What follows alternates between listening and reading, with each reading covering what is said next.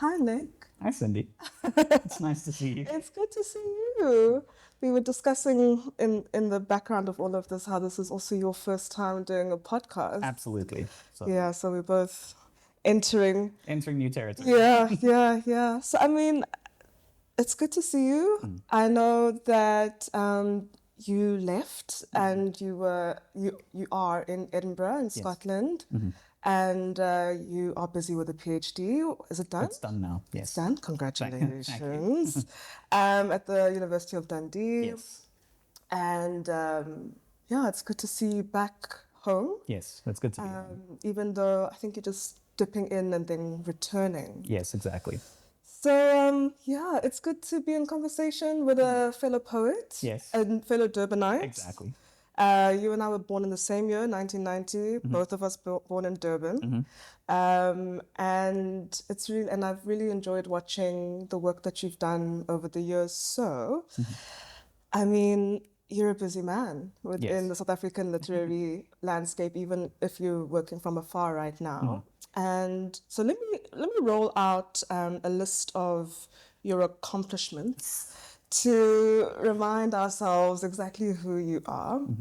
So you've written 2 novels, Tunnels, which I haven't actually had a chance to read, sadly, but I will. But that was in 2023, and I felt like it went under the radar in some way. Do you feel the same way? Yes, I feel the same way too. Yeah.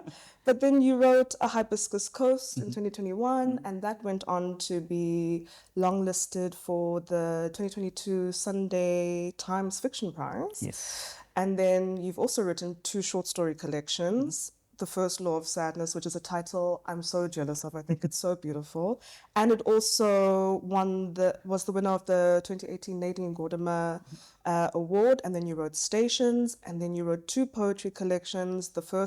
Your first literary offering, which was The Myth Is That We're All in This Together, I believe. Yes. And now we've got your most recent, Yes.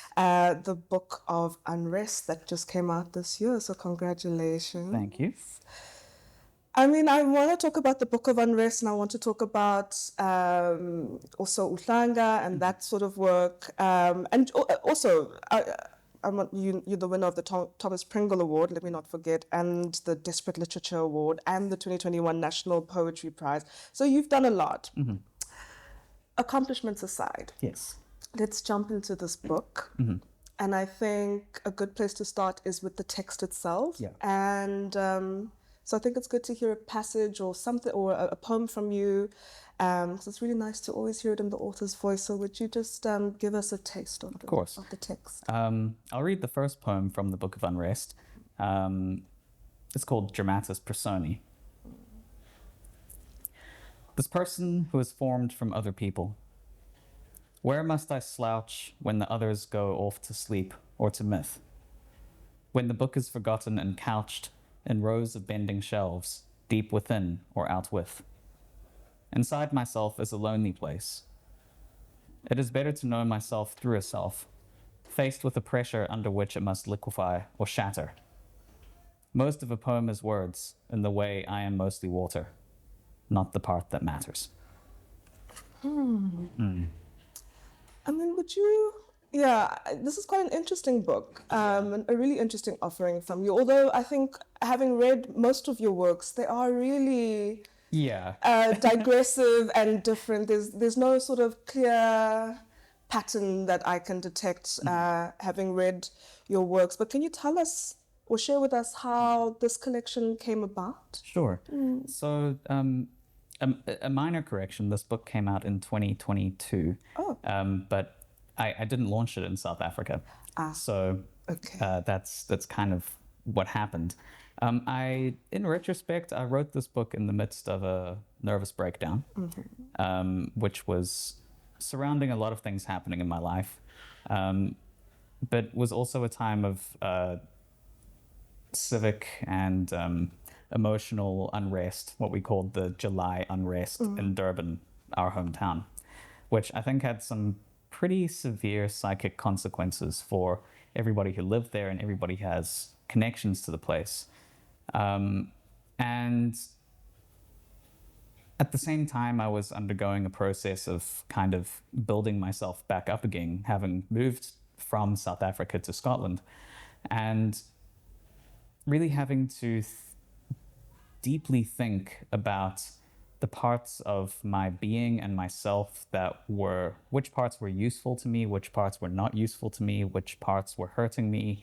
And I had a lot of unresolved thoughts and, in many cases, pain stemming from various things that happened in my childhood, but also the way that all of these things seem to be coming to a head in me personally in my early 30s.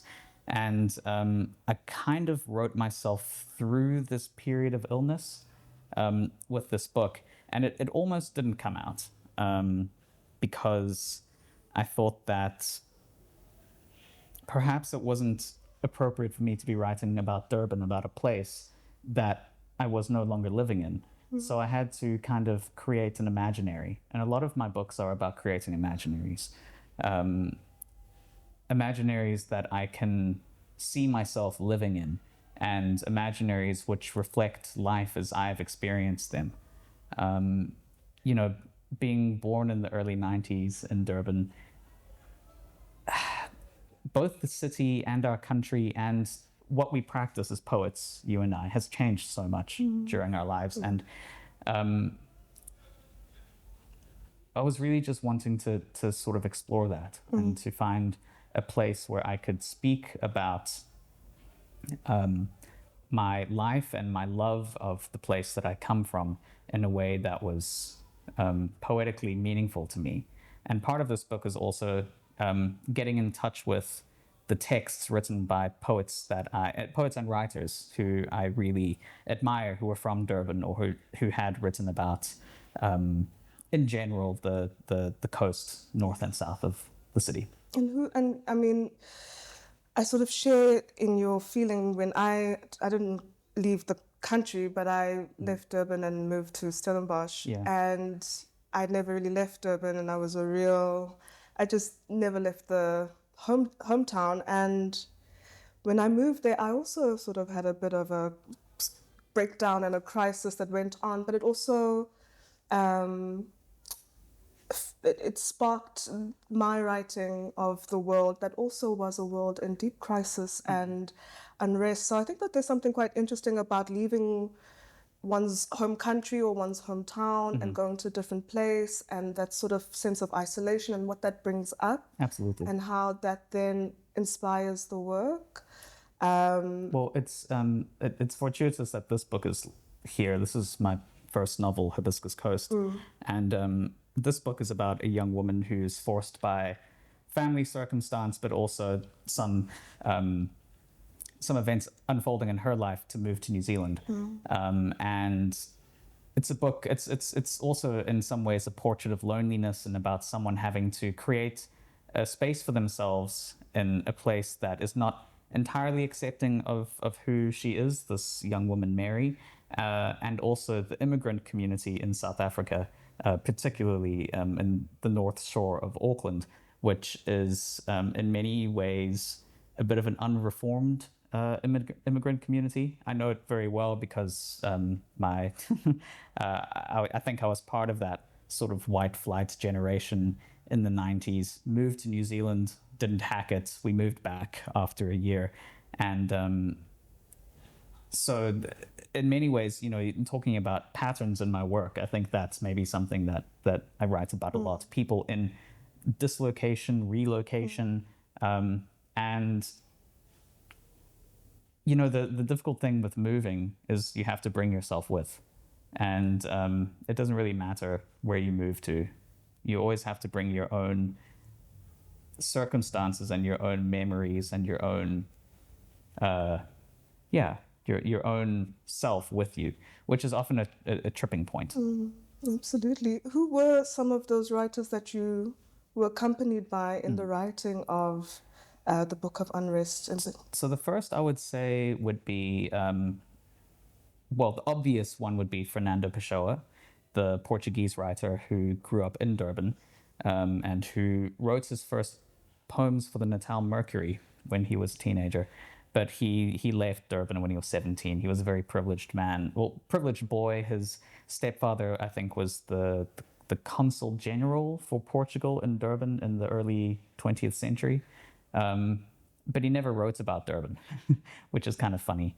But also writers like Douglas Livingstone and Ronnie Govender, especially the late Durban Indian writer, very funny writer, but also very lucid about the particularly the classist and racist problems within small communities in Durban. And I found his humor was a really good way to sort of I couldn't replicate his humor. Ronnie Govender, if you've ever read him, he has a novel called The Lani's Pleasure, and it is really, really hilarious.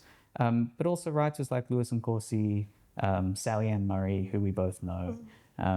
These are all writers who I turn to for perspective, for comfort, for ways of, speaking about things. I was particularly influenced by Douglas Livingstone, who has a really interesting biography. He, I think, was born in what's now Malaysia. He lived in Durban a long time. He took microbiological samples of the water along the coast, and he developed an imaginary of a littoral zone, but it's also the pun is a literal zone, and I hadn't really read too many writers that dealt with Durban as a place and as a state of mind. So this was my way of kind of trying to bring all of these different influences on me together. I mean, following up on that, I don't know if you've ever been posed the question, but I'm often asked, do you consider yourself a Durban writer? And it's quite interesting because your work does insist on writing about Durban when the rest of the world seems to think that Joburg and Cape Town are the beginning and end of South Africa and nothing else exists. It is. So, what can you talk about always sort of insisting or foregrounding Durban? I mean, it's really important, but it's not something that we see every day. And so do you consider if I pose the question that's been asked of me so many times, are you a Durban writer? I think that's for other people to say. I remember being really, really upset once when someone I knew, and I don't know whether it was the editor, the sub-editor, but it was a review in the Mail and Guardian that called me a Durban-born Cape Townian. Oh! And I took that personally. That is not okay. That's not okay. No, that felt a bit like representational violence. That was violent. It is violent. But, I mean, I think I write about Durban, that's where I'm from. The writing, a lot of commercial writing about Durban focuses on, I don't know, things. No, actually, I'm not too sure. I want to say that, what I was going to say. But Durban is often sort of misrepresented. Despite it being a UNESCO City of Literature, I mean, we both know it's not particularly a literary city. There are lots of festivals. There are lots of writers who, of course, come from there. But in terms of a groundswell of literary stuff, it can be a bit lacking. It's part of why I started Uhlanga, 11 years ago. I was editing a bunch of literary magazines or literary projects, and I noticed a lot of work was coming in from writers from KwaZulu-Natal that wasn't being treated particularly respectfully or with the right sort of people did not have the knowledge to bring on this work and to edit it respectfully. So I started this magazine for writers from KZN, and that seemed to fill a hole. And then that sort of that became Uhlanga Press. Yeah. And a lot of the writers who I've worked with are people from that first magazine, people like Jenna Gardini. Yeah, or Proofrock too. Yeah, so writers like Musa Nkosi Kanile, Sihle Ntuli, Jenna Gardini, Francine Simon, all of these people who are from Durban, and I was very proud to bring them and to represent our world and our imaginary to the rest of the country. Yeah, I mean, yeah, you've Uhlanga, pivoting to Uhlanga, you have Jenna Gardini. Durban and the Eastern Cape are represented nicely in Uhlanga Press's catalogue, I feel. There's Kobus Mulman, there's Atambile Masola, Tunzigazi, Mbungwana, Nondwe Mpoma. So there's, and Francine, and so many other writers who are from KZN or from the Eastern Cape. And I think it's really beautiful because Uhlanga it started in 2014? Yeah, 2014. So last year was your 10 years, so congratulations. Thank you. And, you've offered really inventive and creative works of literature and poetry through Uhlanga, and very diverse voices of through poetry have been offered through your titles. So I want to talk about how you became involved in editing and publishing. What was the early journey, and could you sort of paint us a picture of the moment you decided, no, I got to start Uhlanga? I studied journalism at Rhodes, and I studied publication design as well as the entire gamut of journalistic skills. So I started off as a journalist and I got laid off. I had a really nice job for the Sunday Times reviewing beer, and that was great, but that couldn't last forever. And at the same time, I was getting involved with Proofrock, a magazine some friends started. And the journalism stuff really wasn't working out for me so well, so I kind of jumped onto the literary bandwagon. And with the skills that I had from publication design, editing, writing, I sort of thought, okay, great, I have this convergence of skills that means I can produce books for other people or commercial books rather efficiently and inexpensively. And so I really started doing that. And fortunately, the books were successful. And I really wanted to create a space where people could do poetically interesting things, much like your own work, where people are working in between formats or styles, and also trying to open up South Africa's idea of poetics. I'm speaking about South African poetry in English and Xhosa, the two languages that I've been publishing in. It's important for me that our generation has, we affirm the previous generation's contribution, and then we bring our own work. Yeah. Obviously, South Africa's changed a lot in our lifetime, so it's important that our poetry and our literature is able to bear these changes and to reflect better the sort of society that we live in now, with all of its contradictions and broken parts, but also its kind of serendipitous connections, and it's been a magical kind of experience so far. I mean, in closing, what are the kinds of risks that you're excited to see happening in literature, or what are the kinds of risks you hope you'd see more of in South African literature today? I would like to see more multilinguality. Most of us in South Africa are multilingual. Even if we don't speak languages perfectly, we have to, in our lives, go around and converse with many different kinds of people in many different kinds of ways. And I think that our literature should reflect that. We've published recently a book that's in English and isiZulu. Soon we'll publish a book that is in English and Xhosa, and soon we'll publish a book in English and Afrikaans. And I'd like to see that replicated in more commercial presses too. I would like to see people engage with form too, because we've been a very loosey-goosey country, and there's something about the pursuits of craft and form, particularly in poetry, that can do very exciting things. Constraint is often a very good thing. So I think maybe we need to relearn a bit of that, but also I think we're doing fine. You know, spaces like this are fantastic and are becoming more accessible. It's not quite accessible yet, and I think that we need to really think about how we're going to make books in particular more affordable and more accessible to more people, because that's the only way that once we're, elders, we're going to be able to. I've got one grey hair. Yeah, We're getting there. I've got about 20. So, but yeah, that's the kind of future I want to see. Oh, Nick, thank you so much for making time. Oh, thank you, Cindy. It's been lovely to Open Book, to Jonathan Ball. Thank you for this wonderful offering. Thank you. The Book of Unrest, and it's good to see you. It's great to see you. It's good chatting with you. It's great to chat. Thanks very much. Thanks so much.